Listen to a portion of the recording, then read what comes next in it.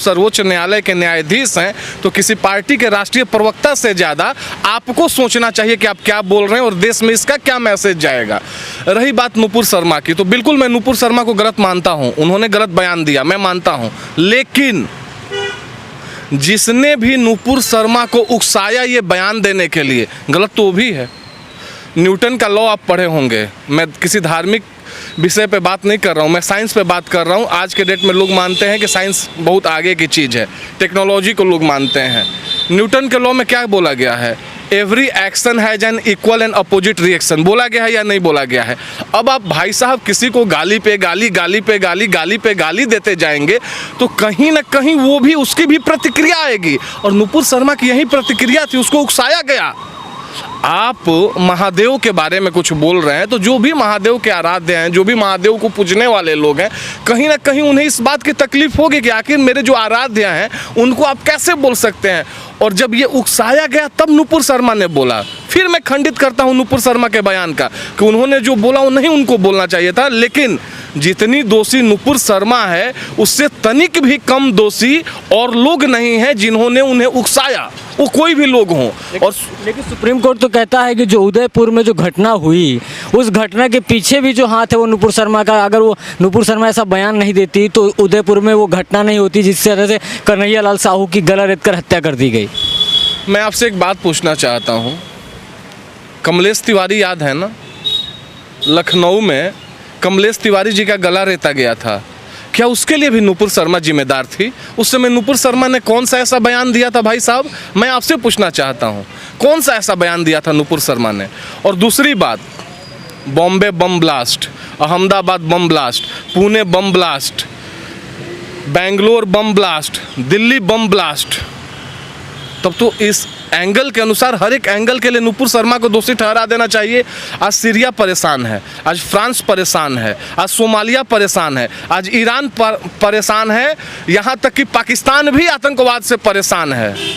तो आदरणीय न्यायाधीश महोदय के अनुसार इन सारे वजहों का एक ही कारण दे देना चाहिए कि नुपुर शर्मा, मतलब क्या तथ्य है? तथ्य से कम न्यायाधीश महोदय को तथ्यात्मक विचार देना चाहिए था, क्योंकि सुप्रीम कोर्ट के जस्टिस को सब लोग सुनते हैं। अगर न्यायपालिका कोई भी फैसला लेती है तो उसको सब लोग सर्वोच्च मानते हैं।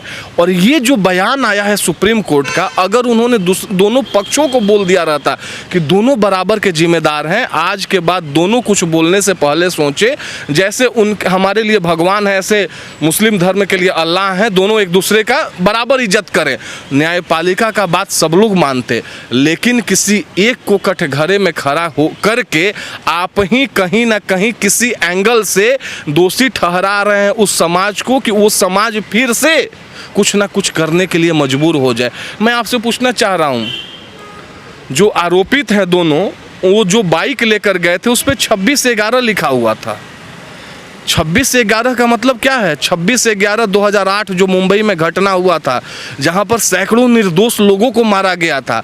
अब 26/11 अपने गाड़ी पर लिखने के लिए भी क्या जस्टिस महोदय बताएंगे कि इसके लिए भी नुपुर शर्मा जिम्मेदार है? और हमें आशा ही नहीं, पूर्ण विश्वास है कि जस्टिस महोदय इस विषय को भी संज्ञान में लेंगे और शायद सबके मन के बात को समझते हुए जल्दी से जल्दी जितने भी मामले आज तक संज्ञान में आए हैं उसके बारे में कुछ ना कुछ दूध का दूध और पानी का पानी करेंगे। एक सवाल आता है कि जिस तरह से हिंदू संगठनों का कहना है, जिस तरह सुप्रीम कोर्ट ने कहा कि नुपुर शर्मा को जाकर टीवी के सामने बैठकर माफ़ी मांगनी चाहिए, हिंदू संगठनों को कहना है कि नुपुर शर्मा माफ़ी नहीं मांगेगी। तो मतलब कैसे फिर, अगर सुप्रीम कोर्ट कह रहा है कि आप टीवी पे जिस तरह से बयान दिए हैं वहाँ पर जाकर आप माफ़ी मांगिए, और हिंदू संगठन कह रहे हैं कि नुपुर शर्मा माफ़ी नहीं मांगेगी, तो फिर कैसे इस मामले का हल निकाला जाए? नहीं, एक तरफा कुछ भी नहीं चल सकता है। अगर नुपुर शर्मा माफ़ी मांगेंगी तो तस्लीम रहमानी से लेकर जितने सारे लोग उस डिबेट शो में बैठे हुए थे और जिन्होंने बार बार उकसाया, सबको आना चाहिए, सबको सबको सामने आ करके इस बात को एक्सेप्ट करना चाहिए कि मैं भी माफ़ी मांगूंगा, आप भी माफ़ी मांगे, और इससे समाज में सही मैसेज जाएगा। किसी एक के माफ़ी मांगने से सही मैसेज नहीं जाएगा। और रही बात माफ़ी मांगने की, तो नुपुर शर्मा ने तो अपने ट्वीट के माध्यम से माफ़ी मांग लिया था, ये पूरे देश की मीडिया ने चलाया था। तो जिनको समझना रहता भाई साहब वो इतना समझ जाते। इससे ऐसी कोई भी गतिविधियां नहीं होती जिसके लिए आज मैटर सुप्रीम कोर्ट के संज्ञान में जाता और सुप्रीम कोर्ट को ऐसा बात कुछ भी बोलना पड़ता। लेकिन मेरा एक चीज़ कहना है, अगर नुपुर शर्मा माफ़ी मांगे तो जिन लोगों ने भी नुपुर शर्मा को उकसाया है ऐसा बोलने के लिए, उन्हें भी माफ़ी मांगना चाहिए। और अगर सामूहिक रूप से सब लोग आकर माफ़ी मांग लेंगे तो कहीं ना कहीं देश के शांति व्यवस्था के लिए, क्योंकि पत्रकार महोदय आप भी मानेंगे और मैं भी मानूंगा कि जिस राष्ट्र में जिस शांति व्यवस्था का हम बात करते हैं वो माहौल अब बिगड़ चुका है, वो माहौल दिनों पर दिन बिगड़ रहा है। और अगर उसको सही करना है तो दोनों पक्षों को सार्वजनिक रूप से माफ़ी मांगना होगा कि हम आपके भी आराध्य के प्रति कुछ नहीं बोलेंगे और आप मेरे भी आराध्य के प्रति कुछ ना बोलेंगे, और ये बात सर्वोच्च न्यायालय के संज्ञान में डालकर बोलना होगा। अगर ऐसा हो जाएगा तो कहीं ना कहीं मुझे विश्वास है कि जिस गंगा जमुना तहजीब का हम बात करते हैं वो सफल होते हुए दिखाई दे। लेकिन किसी एक पक्ष को कटघरे में खड़ा होकर आप कभी भी गंगा जमुना तहजीब की बात नहीं कर सकते हैं। इस वक्त एक सवाल आता है जो मन में, अगर बात करें सुप्रीम कोर्ट को लेकर, जो कल का जो टिप्पणी थी, फैसला नहीं था, सुप्रीम कोर्ट ने नुपुर शर्मा पर टिप्पणी की है। अगर जो टिप्पणियां थी उसको लेकर एक समाज में काफ़ी आक्रोश है कि सुप्रीम कोर्ट एक तरफा ये जो टिप्पणियां किया है, एक तरफा टिप्पणी किया। आप कैसे देखते हैं, क्या एक तरफा टिप्पणियां हैं कि नुपुर शर्मा पर की गई जो टिप्पणियां हैं वो सही हैं? शायद सर्वोच्च न्यायालय के न्यायाधीश महोदय बहुत विद्वान हैं और मुझे जहाँ तक लग रहा है उन्होंने शायद इस विषय का पूरा अध्ययन नहीं किया होगा या पूरी जानकारी नहीं इकट्ठा की होगी, क्योंकि अगर वो ऐसा किए रहते तो ऐसा बयान नहीं देते। और मैं बहुत आम आदमी हूँ, मैं उस हैसियत में नहीं हूँ कि सुप्रीम कोर्ट के न्यायाधीश के बारे में कुछ बोलूँ, लेकिन फिर भी एक सलाह, अभिव्यक्ति की आज़ादी जो हमारे राष्ट्र में, हमारे लोकतंत्र में संविधान ने हमें प्रदान किया है, उस अभिव्यक्ति की आज़ादी के तहत मैं एक बात बोलना चाहता हूँ कि आदरणीय न्यायाधीश महोदय को इस टिप्पणी पर फिर विचार करना चाहिए और उनको समझना चाहिए कि वास्तविकता क्या है, और सही और गलत का तर्क को समझते हुए अगर वो फिर से कोई ऐसा टिप्पणी करे जिससे कि दोनों समुदाय में जहर घोलने के बजाय शांति प्रिय व्यवस्था स्थापित हो, तो राष्ट्र के संप्रभुता, एकता और अखंडता के लिए बहुत हितकारी सिद्ध होगा। एक सवाल ले लेता हूँ, आखिरकार जो ये पूरा नुपुर शर्मा वाला मामला, उदयपुर की घटना भी हो जाती है, सब कोई कह रहा है कि ये गलत हुआ उदयपुर में। कैसे देखते हैं उदयपुर की घटना को? नहीं, इसके बारे में जितना भी बोला जाए हम या आप राजवीर भाई नहीं बोल सकते हैं। और मैं फिर बयानवीरों के भी बारे में एक बात आपसे बोलना चाहूँगा। जिसके साथ ये घटना होता है उसका परिवार झेलता है उस चीज़ को, उसकी पीढ़ियाँ दर पीढ़ियाँ झेलती है उस चीज़ को, उसके परिवार में क्या हो रहा होगा। बयानवीर तो बयान देकर निकल जाते हैं, राजनीति चमकाने वाले तो अपना कोई ऐसा बयान दे देते हैं जिससे कि उनको फ़र्क नहीं पड़ता है कि आगे क्या हो रहा है, पीछे क्या हो रहा है, और उनके इस एक बयान की वजह से क्या घटना नहीं हो जाता है। आज का मैं आपको रिपोर्ट देना चाह रहा हूँ। 21 जून को महाराष्ट्र के अमरावती में एक घटना घटा था, एक केमिस्ट का गला रत के हत्या किया गया था। वो तो अमित शाह जी को मैं धन्यवाद देना चाहूँगा कि गृह मंत्री ने NIA के जाँच रिपोर्ट उसको सौंप दिया है। वहां पर भी यही मामला आ रहा है कि उन्होंने नुपुर शर्मा के समर्थन में पोस्ट किया था और इस वजह से उनका गला रेत कर हत्या कर दिया गया। तो बयानवीरों के साथ साथ जो लोग ऐसा घटना कर रहे हैं, पहले तो बयानवीरों को खुद बचना चाहिए इन सब चीज़ों से। आप विश्वास मानिए कि नफरत से नफरत को नहीं मिटाया जा सकता है। अगर नफरत को मिटाना है तो नफरत को मिटाने के लिए समझदारी का और आत्मीयता का परिचय देना पड़ता है और वही मिसाल कायम करता है। लेकिन एक बात और, ये जो उदयपुर वाली घटना हुई है भाई साहब, ये भारतीय सोच का हिस्सा नहीं है, ये तालिबानी सोच का हिस्सा है। और समझना हमें होगा कि हम हिंदुस्तान में रह रहे हैं कि तालिबान में रह रहे हैं। तालिबान में ऐसी घटनाएं घटती हैं। भारत में संविधान और न्यायालय सर्वोपरि है। भारत में किसी भी धर्म से बढ़ करके संविधान और न्यायालय सर्वोपरि है। और इस बात को समझना पड़ेगा कि अगर हम इस राष्ट्र में रह रहे हैं तो हम सुप्रीम कोर्ट का आदर कर रहे हैं, हम संविधान की आदर कर रहे हैं कि हम तालिबानी शक्तियों का आदर कर रहे हैं। और उदयपुर का जो घटना हुआ है उस घटना को बिल्कुल मैं तालिबान के एंगल से देखता हूं। जो अफगानिस्तान में अभी घटा कुछ दिन पहले आपने देखा, जो ईरान और इराक और सीरिया में हुआ आपने देखा, जो पाकिस्तान में नित्य प्रतिदिन हो रहा है वो आपने देखा। इस तरीके का ये घटना है और भारत के लोगों को ही ऐसे तालिबानी सोचों पर प्रतिबंध और रोक लगाना पड़ेगा।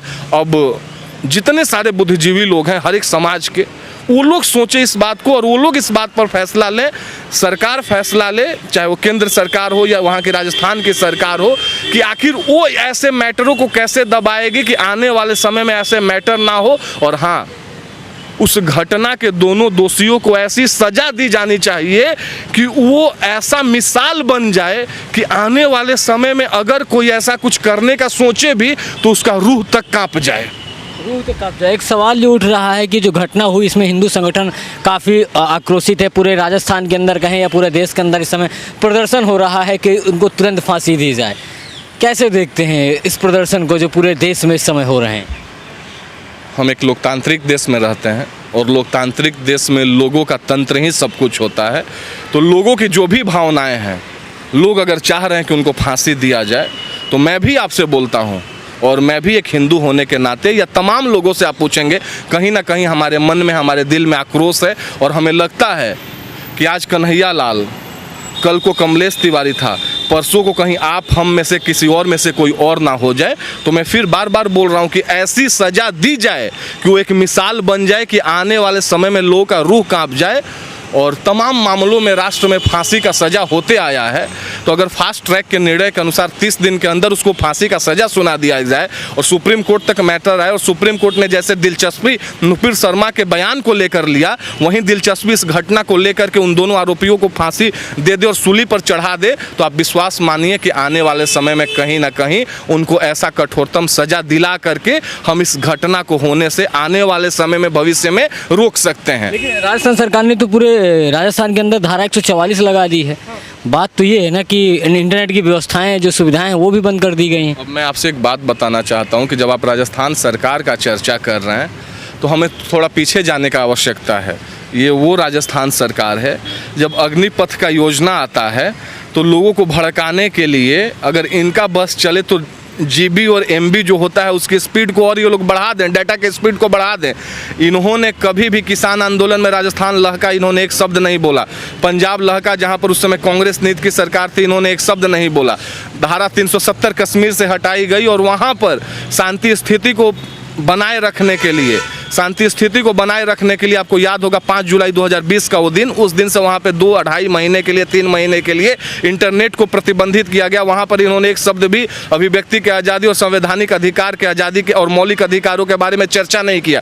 लेकिन आज किसी एक घटना पर अगर आप सज़ा नहीं दे करके वहाँ के शांति व्यवस्था को इंटरनेट के सहारे बंद करना चाहते हैं, तो ज़रूरत है हम जैसे हिंदू युवाओं को, संगठनों को भी और राष्ट्रवादियों को भी आगे आकर इस चीज़ का विरोध करने का कि राजस्थान में रहने वाले लोग भी भारत में रहने वाले लोगों के अंग हैं। भारत और राजस्थान एक दूसरे से अलग नहीं है। और अगर कश्मीर में रहने वाले लोगों के लिए आज़ादी, अभिव्यक्ति की आज़ादी, मौलिक अधिकार का हनन और संविधान का, लोकतंत्र का हनन का आप बात करते हैं, तो राजस्थान के लिए भी आप यही बात उठाएं, तब लोग मानेंगे कि आप दोगलापन का दुमुहा व्यवहार नहीं कर रहे हैं। आप इस राष्ट्र में रहते हुए, आपके राष्ट्र में जो 28 स्टेट है और 135 करोड़ भारतीय हैं, सबके बारे में बात कर रहे हैं।